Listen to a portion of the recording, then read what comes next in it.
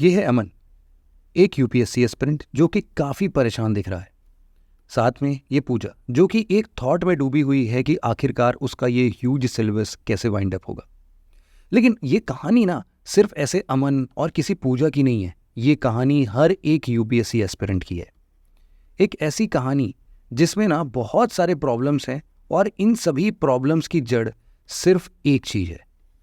हम सबके सामने ऐसा बहुत बार क्वेश्चन आता है कि भैया ये काम को हमको अभी करना है या बाद में करना है, और हम लोग उसको बाद के लिए टाल देते हैं।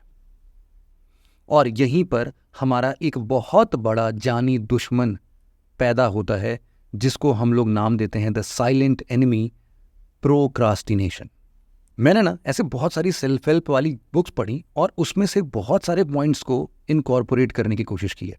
तो आखिरकार इसका एक्चुअल सॉल्यूशन क्या है और मेजर चैलेंजेस क्या हैं, उनको हम लोग आज के इस वीडियो में समझने की कोशिश करेंगे।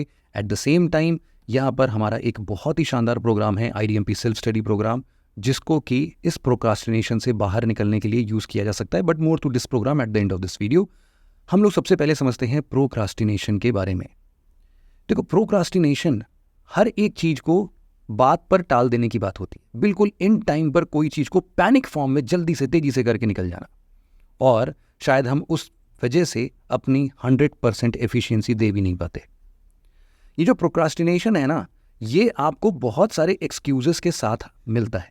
जैसे कि न्यूज़पेपर आज पढ़ने का टाइम नहीं है यार, क्योंकि अभी टीचर ने पॉलिटी का होमवर्क दे रखा है, भैया उसको पहले करूं कि न्यूज़पेपर पढ़ूं? कल टीचर पूछ लेगा तो क्या बताऊंगा मैं, मेरी बेइज्जती हो जाएगी क्लास में।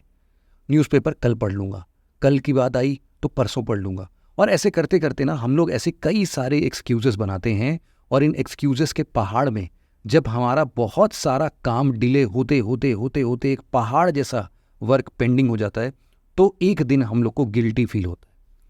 इस गिल्टी के अंदर हम लोग इतना ज़्यादा दब जाते हैं कि हम लोग उससे बाहर निकलने की सिचुएशन के बजाय हम लोग बहुत ज़्यादा पैनिक हो जाते हैं। डर लगने लगता है कि यार यूपीएससी प्रिपरेशन कभी कंप्लीट हो भी पाएगा कि नहीं। अपने ऊपर सेल्फ डाउट और ऐसी नाना प्रकार के प्रॉब्लम्स हम अपने हिसाब से इजाद करते रहते हैं और अपनी प्रिपरेशन को और डिफ़िकल्ट बनाते हैं।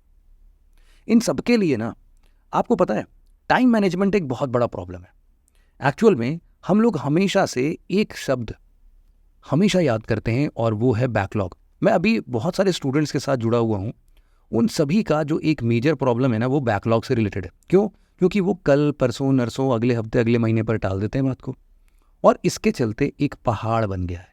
इस पहाड़ को ना उनसे काटा जा रहा है, माझी द माउंटेन मैन जैसी ताकत नहीं आ रही है उनके अंदर, और इसीलिए वो पहाड़ दिन पर दिन बढ़ता जा रहा है, और इसी वजह से टेंशन भी बढ़ती जा रही है। कुछ भी हो सकता है। हमें लगता है ना कि हमारे पास टाइम कम है। भाई साहब, ये जो टाइम है ये एडिक्वेट नहीं है। अगर 24 घंटे की जगह हमारे पास दिन में 30 घंटे होते तो मज़ा ही आ जाता। लेकिन बिलीव करो मेरा, अगर ये 30 घंटे की जगह आपको दिन में 50 घंटे भी मिलने लगेंगे ना, तो भी आपको एक समय के बाद टाइम कम ही लगेगा। क्यों? क्योंकि हम लोग टाइम मैनेजमेंट करते टाइम जो हमारी स्टडी प्लानिंग होती है ना, उसको एफिशिएंटली डिज़ाइन नहीं करते। हमारे पास कितना टाइम है और हम कितने टाइम पर कितना पढ़ सकते हैं, इसको बिना सोचे समझे हम लोग किसी भी प्लान को फॉलो करने लगते हैं, और उसके चलते एक पहाड़ जैसा हमारे सामने एक बैकलॉग क्रिएट होता है, और वो हमें बाद में बहुत ज़्यादा पैनिक सिचुएशन में डालता है। इसी तरीके से अगर मैं आपको बताऊं और क्या प्रॉब्लम होती है, एक बड़ी प्रॉब्लम है ना हमारे सामने रिवीजन की। हम लोग को ना एक डिलेड रिवीजन की आदत पड़ गई है कि रिवाइज नहीं करना है यार, रिवाइज करने में तो बहुत बोरिंग लगता है। रिवीजन करेंगे ना तो कुछ नहीं मज़ा आएगा यार, कल कर लेंगे, संडे को कर लेंगे, संडे को तो फ्री रहते हैं। लेकिन इन सभी बातों का कोई मतलब नहीं रखता। हम जब रिवाइज नहीं करते हैं ना, तो एक्चुअल में हम अपनी वीक फाउंडेशन का गड्ढा खोद रहे होते हैं, और इस गड्ढे में हम कब गिर जाएंगे हमें खुद नहीं पता होता। फाउंडेशन वीक होता जाएगा क्योंकि सारे कॉन्सेप्ट्स आप भूलते जा रहे हो, सिर्फ आप पढ़ते जा रहे हो। हम लोग क्या करते हैं ना, प्रैक्टिस ही नहीं करते। हमारे पास जो भी प्रैक्टिस होता है वो हमें उल्टा आके कब मार के चला जाता है और हम गिर जाते हैं, हमें पता भी नहीं चलता है।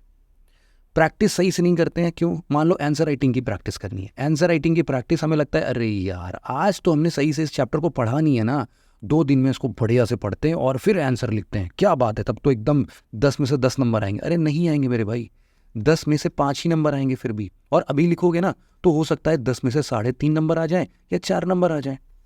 लेकिन इसके लिखने से, जितनी प्रैक्टिस से आप जो चीज़ों को सीखोगे ना, वो लर्निंग, वो एबिलिटी कभी भी नहीं आएगी जब तक आप इस परफेक्शनिज्म के गोले में पड़े रहोगे।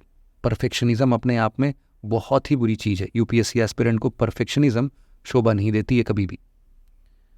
टाइम मैनेजमेंट एग्जाम के लिए हम लोग प्रॉपर कर नहीं पाते हैं। इसके अलावा बहुत बार ना हमारे पास मेंटल इश्यूज होते हैं। मेंटल इश्यूज आपको पता है ना, मेंटल हेल्थ इशू आज के टाइम का one of the most problematic issue बनता जा रहा है।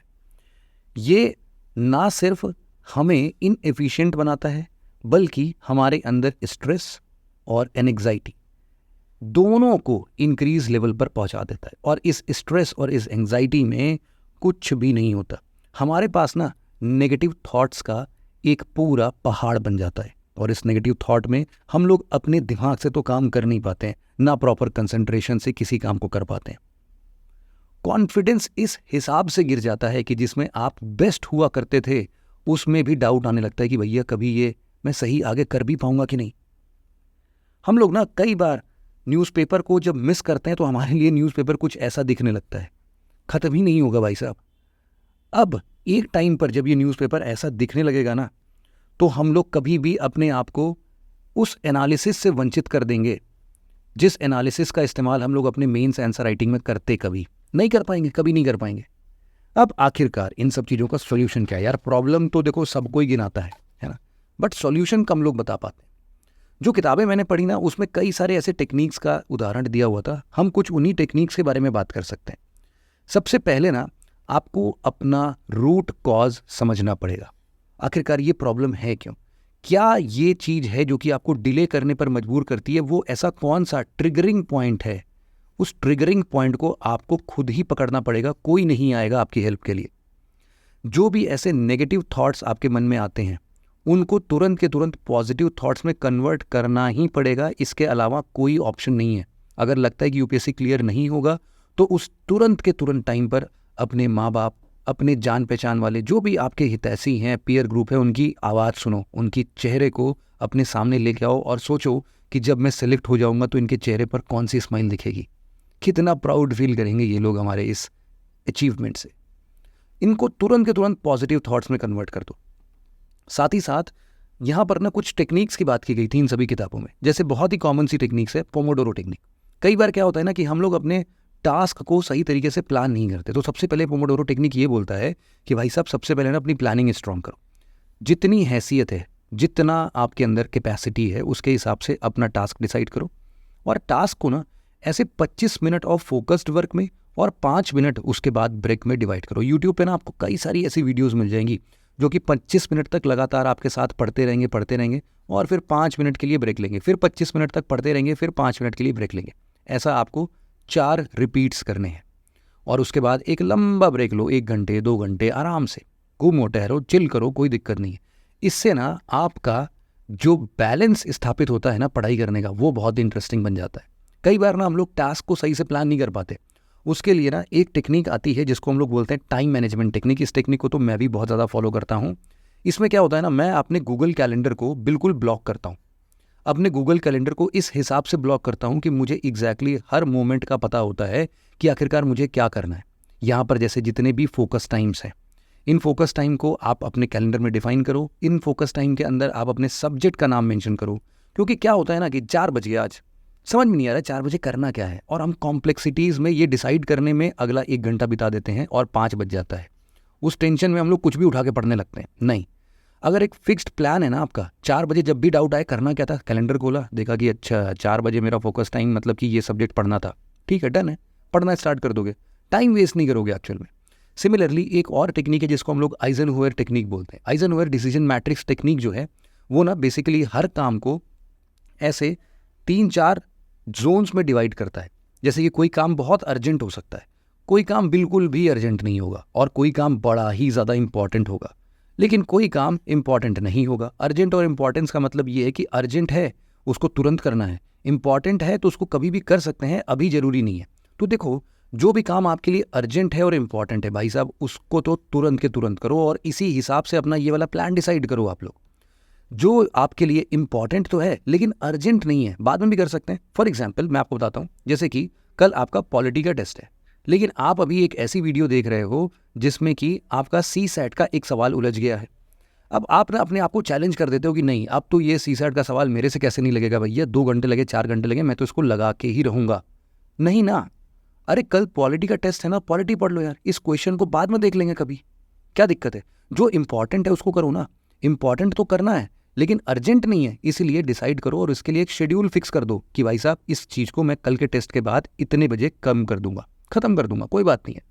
दूसरा, जो काम अर्जेंट तो है लेकिन इम्पॉर्टेंट बिल्कुल भी नहीं है, जैसे कि दोस्त की बर्थडे पार्टी में जाना, अर्जेंट है, अभी तुरंत के तुरंत जाना है लेकिन इंपॉर्टेंट नहीं है यार, आपकी यूपीएससी प्रिपरेशन से इसका कोई लेना देना नहीं है।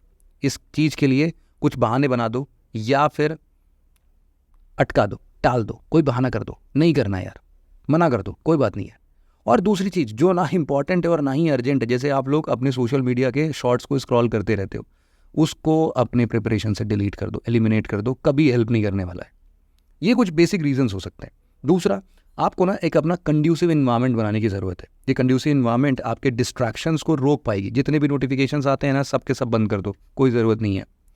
अपने आप को रिवॉर्ड सिस्टम दो यार। अगर आपने ये पोमोडोरो टेक्निक एक दिन अच्छे से फॉलो कर लिया ना, तो अपने आप को कोई भी एक शॉर्ट मूवी देख लो यार जिसमें आपको बड़ा मज़ा आता है, एक छोटा सा गेम खेल लो, घर पर बात कर लो यार अच्छे से, कोई भी कुछ भी कर लो जो कि आपको बहुत पसंद है, कुछ खाना बना के खा लो बढ़िया सा, कुछ भी कर लो, लेकिन इसको रिवॉर्ड सिस्टम बोलते हैं।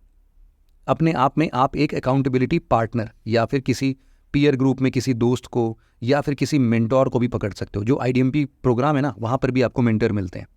तो यहाँ पर जो मेंटोर हैं या फिर कोई पीयर ग्रुप है ना, वो आपकी ना अकाउंटेबिलिटी फिक्स कर देता है एक्चुअल में, कि आप उसको अगर रोज बता रहे हो ना कि आज मेरे को यार ये इतना चीज़ पढ़ना है, और उसके बाद आप उसको बता रहे हो कि मैं नहीं पढ़ पाया, क्यों नहीं पढ़ पाए, या फिर मैंने पढ़ लिया, बहुत खुशी की बात है। आप जब उसको खुशियाँ शेयर करोगे और अपनी दुख जाहिर करोगे तो आपको कुछ ना कुछ सॉल्यूशन सजेशन मिलते रहेंगे और आपके ऊपर एक प्रेशर बनता है कि आपको इसको करना ही करना है। एट द सेम टाइम आपके पास ना एक अपना माइंडसेट रोकने का बहुत ही ज़्यादा एक स्ट्रॉन्ग मैकेनिज्म होना चाहिए। इसके लिए आपको अपने टास्क को कई छोटे छोटे टुकड़ों में तोड़ना पड़ेगा। विजुअलाइजेशन करने की ज़रूरत है कि आपका मोटिवेशन कैसे बूस्ट होता है। जिससे मोटिवेशन बूस्ट होता है यार, उसकी फ़ोटो वगैरह अपने सामने लगा के रखो। साथ ही साथ ना पॉजिटिव एफर्मेशन रखो। कभी भी ना अपने सेंटेंसेस में ये मत बोलो कि यार ये मेरे से नहीं हो पाएगा, यार इसमें ना बहुत बड़ी कमियां हैं यार। हमेशा ना positive side of the world देखने की कोशिश करो। जितना पॉजिटिव रहोगे उतना ही पॉजिटिव माइंडसेट आपका पॉजिटिव एफर्मेशंस भेजेगा और आपके अंदर मोटिवेशन अपने आप ही भर जाएगा। आपको किसी वीडियो को देखने की ज़रूरत नहीं पड़ेगी। तो इस तरीके से आप अपने इस पूरे प्रोक्रास्टिनेशन के इस माया जाल से बाहर आ सकते हो। इस साइलेंट एनिमी को आप डिफीट कर सकते हो। इसको डिफीट करने का एक और बहुत ही शानदार तरीका है आईडीएमपी सेल्फ स्टडी प्रोग्राम का। ऐसे जो भी एस्पिरेंट्स हैं जो कि अपने स्टडी प्रोग्राम को सही से मैनेज नहीं कर पा रहे हैं, उनको एक सही प्रॉपर प्लान नहीं समझ में आ रहा है, तो उसके लिए ना एक बहुत ही शानदार, मैं आपको ये शेड्यूल दिखाने की कोशिश करता हूँ। यहाँ पर देखो आप, ये जो शेड्यूल आप देख रहे हो ना, ये आईडीएमपी 2.0 का प्रोग्राम है जो कि 20 अगस्त से स्टार्ट होने वाला है। इसमें आपको हर एक सब्जेक्ट के लिए प्रॉपर टाइमलाइन दिया गया है। डेली बेसिस पर क्या कितना पढ़ना है वो बताया गया है। प्रॉपर मॉडर्न हिस्ट्री ये वो, इसके साथ ही साथ प्रीलिम्स और मेंस दोनों के क्वेश्चंस आपको सेम डे पर मिलते हैं। मतलब डेली बेसिस पर आपकी प्रैक्टिस भी होती रहेगी। आपको डेली बेसिस पर या फिर कभी भी जब भी आपको मेंटोरशिप की ज़रूरत पड़ती है तो आप आराम से उनसे बातचीत कर सकते हो। एट द सेम टाइम यहाँ पर ना रिवीजन का बहुत सही ध्यान दिया गया है। एक पर्टिकुलर टाइम के बाद जब आपका प्रीलिम्स वाला सिलेबस सारा वाइंड अप हो जाएगा तो वहाँ पर ना शुरू होगा आपका मेंस का पोर्शन। जैसे कि सोशल जस्टिस पर हम लोग अपने पॉलिटी को भी साथ के साथ में रिवाइज करके प्रीलिम्स वाले टेस्ट को दे रहे होंगे। जब हम लोग सोशल जस्टिस, इंडियन सोसाइटी वगैरह पढ़ रहे होंगे तो मॉडर्न हिस्ट्री को रिवाइज कर लिया, इंडियन सोसाइटी को पढ़ रहे होंगे तो ज्योग्राफी रिवाइज कर लिया। ऐसे मल्टीपल रिविजन्स और मल्टीपल टेस्ट के साथ साथ हम लोग अपने टेस्ट को वीकली और फिर इसके साथ साथ हम लोग अपने फाइनल टेस्ट को भी दे पाएंगे। मतलब कि हम लोग वीकेंड में भी टेस्ट दे रहे होंगे और साथ ही साथ आप लोग इसको डेली बेसिस पर भी टेस्ट दे रहे होंगे। तो यहाँ पर ना इसको करने से और साथ में आपका पूरा का पूरा सिलेबस ना एक्चुअल में जनवरी 16 तक में वाइंड अप हो जाएगा, 17 जनवरी तक वाइंड अप हो जाएगा। इसके बाद सिर्फ और सिर्फ आपको फुल लेंथ टेस्ट देने होंगे और लास्ट में मार्च वाले महीने में, अप्रैल वाले महीने में और मई के कुछ मंथ में, मई के कुछ दिनों में आपको वापस से फुल लेंथ टेस्ट देने होंगे। इसी में आपको बीच बीच में एसए का टेस्ट भी मिलेगा, बीच बीच में सीसैट का भी टेस्ट मिलेगा, रिवीजन टेस्ट भी मिलेंगे, फुल लेंथ टेस्ट भी मिलेंगे। तो ये सारी चीज़ें आप लोग बहुत अच्छे तरीके से परफॉर्म कर सकते हो। और इस पूरे प्लानर के अंदर में ना आपको मिलते हैं अप्रॉक्सीमेटली 45,000 से ज़्यादा प्रीलिम्स के क्वेश्चन, 450 से ज़्यादा मेंस के क्वेश्चन, जो कि आपके प्रैक्टिस के लिए मोर देन सफिशिएंट है। आपको डेली और वीकली प्रीलिम्स के प्रैक्टिस क्वेश्चंस मिलते हैं, डेली और वीकली मेंस के क्वेश्चन प्रैक्टिस क्वेश्चंस मिलते हैं। CSAT का टेस्ट इसमें इंक्लूडेड है, मंथली ऐसे का टेस्ट इंक्लूडेड है। मतलब एक ओवरऑल जर्नी जीएस पर्सपेक्टिव से जो कि आपकी यूपीएससी प्रिपरेशन को स्ट्रीम देता है, स्ट्रीमलाइन देता है या फिर एक पाथ देता है, वो इस प्रोग्राम में ऑलरेडी इंक्लूडेड है। तो अगर आप अपनी सेल्फ स्टडी को प्रॉपर तरीके से नहीं कर पा रहे हो तो डिस्क्रिप्शन में मैंने लिंक अटैच किया हुआ है, आप इस प्रोग्राम को जरूर से चेकआउट करना। ये आपके ऑनलाइन ऑफलाइन दोनों मोड्स में अवेलेबल है, हिंदी और इंग्लिश दोनों मोड्स में अवेलेबल है। तो जो भी एस्पिरेंट इस प्रोग्राम के लिए इंटरेस्टेड हैं वो एक बार जा सकते हैं। और याद रखना, प्रोकास्टिनेशन जो ये साइलेंट एनिमी है ना, इसको डिफीट किया जा सकता है, सिर्फ पॉजिटिव एफर्मेशन की ज़रूरत है।